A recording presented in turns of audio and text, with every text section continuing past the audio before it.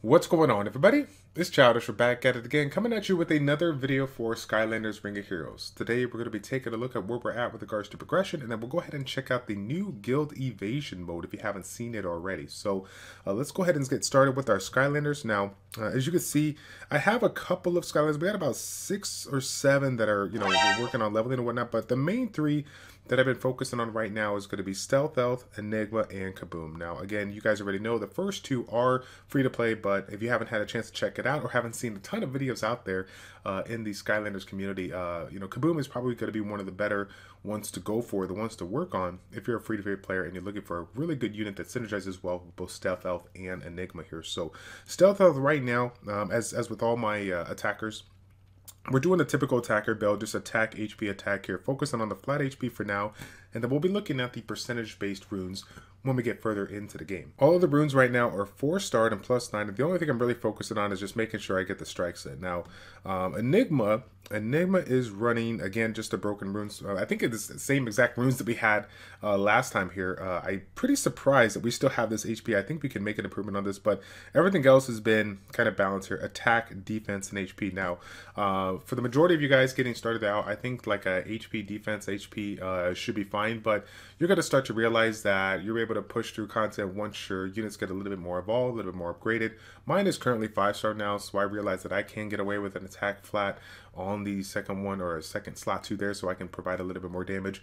Even if you are trying to keep the tankiness but trying to increase more damage, you can always find an extra strike set if you're doing a lot of farming with it. Take advantage of the bonus at that, but ultimately it kind of depends on, everything kind of depends on what runes you have available to you and, what you can, make the best use of, right? So Kaboom now, same thing as the other units here. We're using a strike set. We're going probably attack, defense.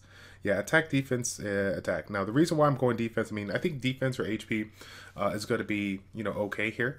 But, as you can see right now, we have a little bit of bonus on the attack percentage, the critical rate, and critical damage here. So, depending on how your runes roll out here, you can make an argument for, going with one over the other. But I feel like this one had, obviously, some really good offensive stats. Mine, outside of the one that I have for Stealth Elf.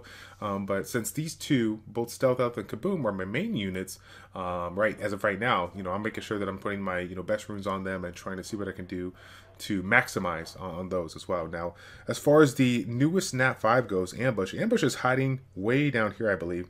I must have not have favorited them. So don't forget, guys, if you click over here, put the favorite on, they'll swing on over here once you get back into your lineup. So Ambush here, I got him a little bit ruined up. He got some really bad runes right now, but I'm just leveling up. I'm not really too concerned about that. But if you guys have pulled this one, you're in for a treat because he's one of those units that is actually pretty decent. Now I know that I've already talked about his skills a little bit. If you haven't checked that out already, definitely see and check out my last video. I'll probably leave a link up top, the information circle on the top right if you haven't checked that out. Now he's one of those that are really cool.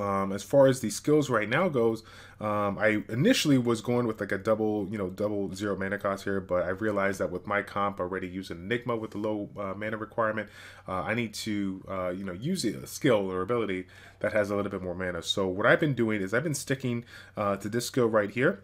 Even though I don't get the 50% chance, the bonus, for the bonus attack, right now I don't because I don't have the units to synergize with it.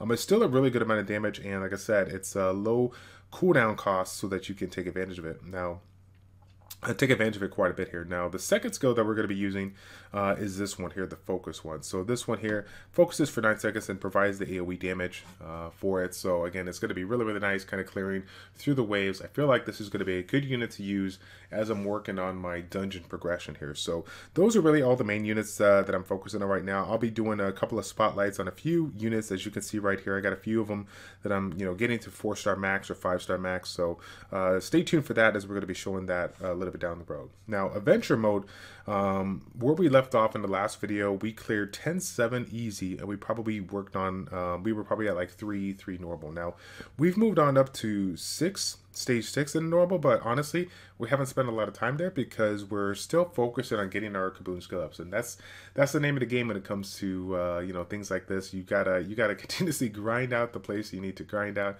over and over and over again until you get enough fragments for those free-to-play units that you're working on here. So that's been the main focus right now, just sticking to Stage 2, Stage 4, and Stage 6, trying to get myself some more attack flats, some more HP flats, defense flats. I mean, I'll take them all, everything that I can in there. And then, of course, if I need a couple of random filler runes to go ahead and close those gaps, then I'll go ahead and work on the 1, the 3, and the 5 slots. So now, funny enough, I do want to point out something here real quick, because we're about to show the assorted dimensions. So progression here has been pretty good. Basically, all of my units, like I showed before, they're 5-star max. They're all 4-star plus 9 runes.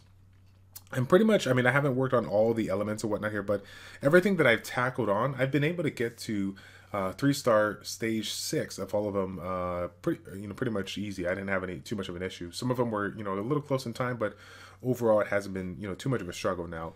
One of the biggest goals or biggest milestones that a lot of people are going to be taking on is going to be the Beast Labyrinth here, trying to get that stage 7 clear. So if you haven't, checked that out, why is that so important to get that B7? Well, B7 is the first stage that they're going to introduce the 6-star runes. But funny enough, like, as much as I want to get those 6-star runes, I'm just looking for consistent 5-star runes, right? Trying to get some 5-star runes with a little bit better stats and try to make some necessary improvements. Because if you guys haven't seen already, the stat differential from 3-star to 4-star and 4-star to 5-star are pretty significant. So if you get the chance to, get yourself just a handful of 5-star runes on, a couple of your main monsters, then you're gonna do some good work here. Now, I want to give a quick shout out to one of my guests that I had from the Summoners War side. If you guys haven't checked him out here, Tectone, he recently made a video talking about the 3 units that I use for getting a B7 clear. Now, even though it was Kaboom, it was Enigma, and it was Stealth Up. Now,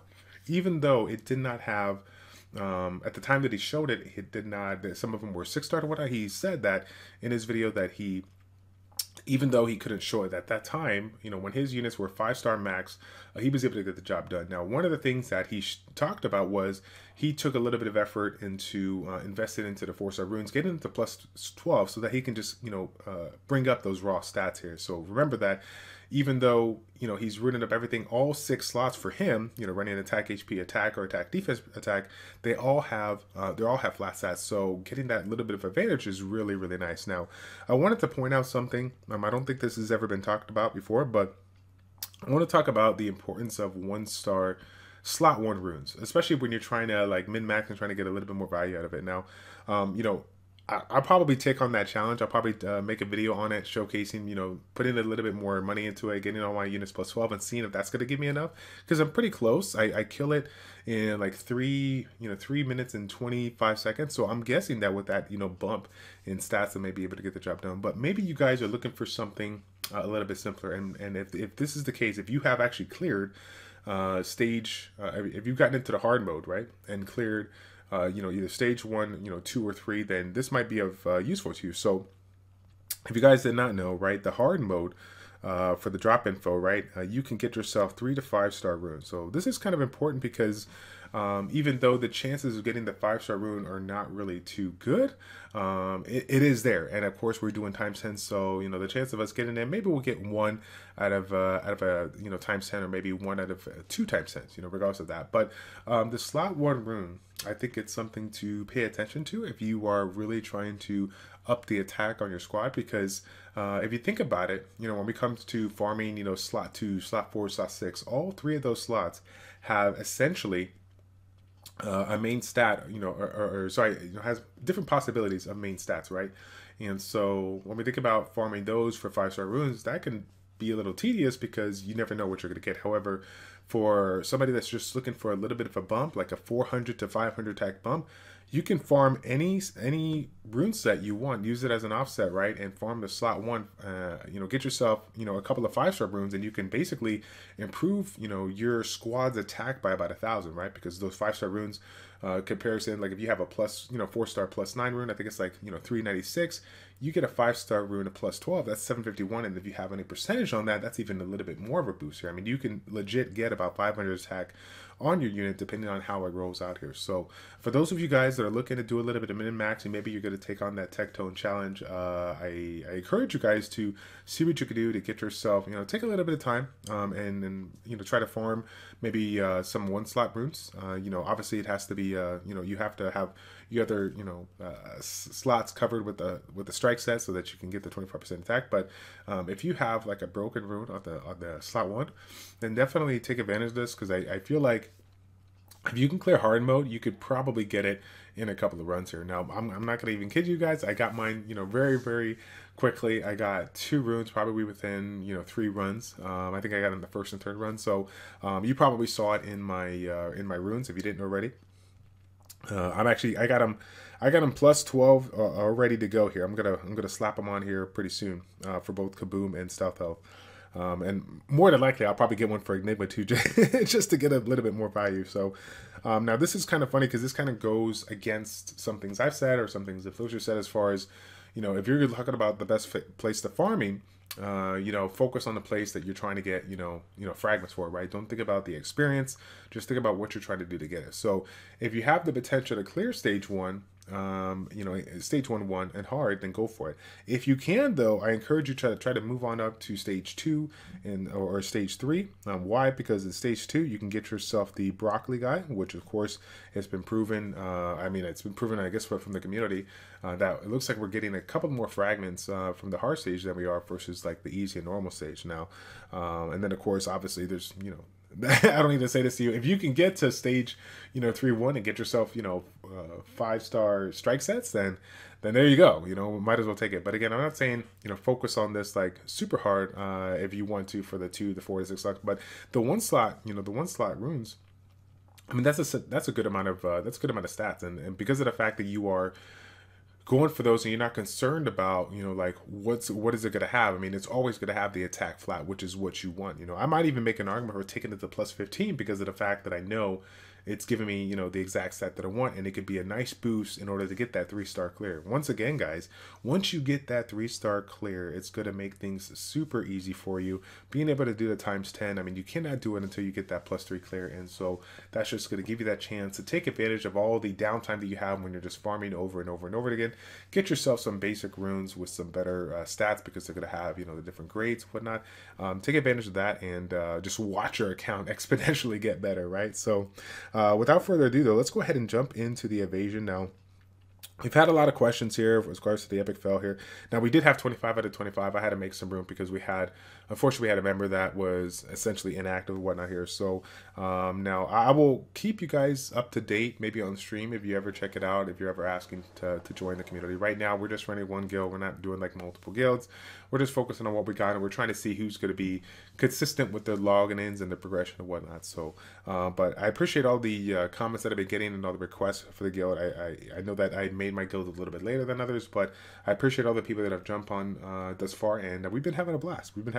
So let's go ahead and hop into this evasion here. You can see right now we're going up against the Dark Dreamcatcher. This is the stage 4 boss, if you haven't checked it out, and I believe, if I recall correctly, her, one of her main abilities is to essentially mimic and create, a replica of one of your units here. So, when it creates a replica, those different skills and abilities. So it can get a little scary if you're, basically like, hitting her, and it's extremely hard to, take her down, because you're going to see those ads pop up quite a bit here versus just, face rolling her with your DPS, right? So this time around, obviously, we're going to deal with those ads. We'll have to see how it goes, because we're not going to kill her right away. This is a guild evasion boss, so it's going to take some time, and we're basically going as long as we can until we get wiped out. So I'm pretty sure you guys have checked it out already as far as the events or the notices if you haven't, but essentially you're going to be doing this every single day, and you're going to be able to get some rewards. The rewards can be obtained through not just the global rank, but the score rewards. So, right now,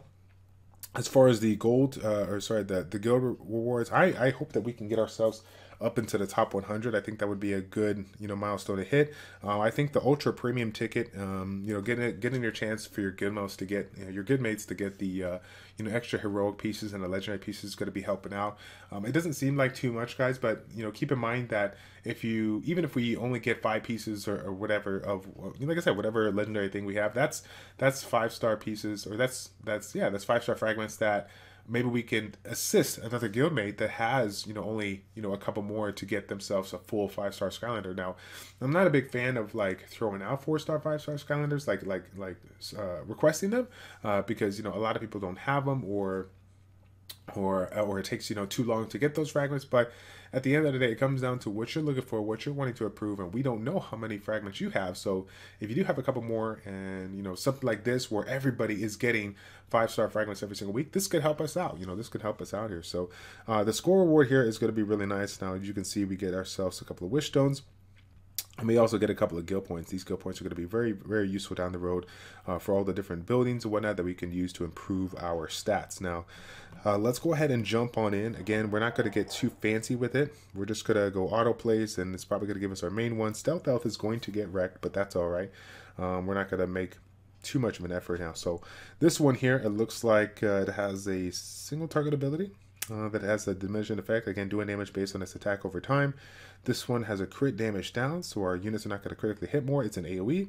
And then this one has a crit rate, crit damage, and attack up buff. So this is going to be interesting. So what I'm going to do, due to the fact that I see this one here, I wasn't going to make any changes, but I guess I am now. I'm going to take off this second skill for Explode, and I'm going to put on my focusing ability for this one right here. Why is that? Because it actually has the potential to do some pretty good damage, because I have that 30% chance to critically hit, but I also have a chance, as you can see right here, to remove some buffs here. And for the majority of you guys that have not gotten this unit Awaken, the skill 1 and skill 3 are going to probably be the better ways to go, even though the bomb is really nice.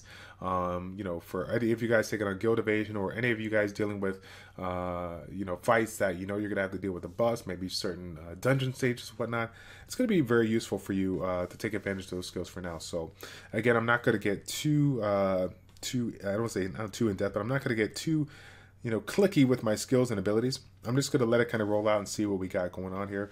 As far as my account goes right now, again, 5-star max units, 4-star, slot 9, skills across the board here. When I'm in auto, I've generally been getting about 35k now. I'm not really sure what's going to happen right now here, but oof, never mind. So I was thinking maybe we were going to get through a second wave and get like I said, may possibly 40k, but I don't think that's going to happen now, because she's doing some tough hit. Now, of course, her AoE skills down. We're hitting pretty hard, but it's just not enough here to stay alive. The blessing ability needs to be up right now. It's not up on Stealth Elf. Of course, Stealth Elf has the elemental disadvantage, so he's not going to be doing a lot here. But yeah. We're not doing as good as we've done in the past. And mind you, it is the stage 4 boss, so it's going to take some time here. So let's go, Enigma, get it done. Look at that. That's pretty standard, right?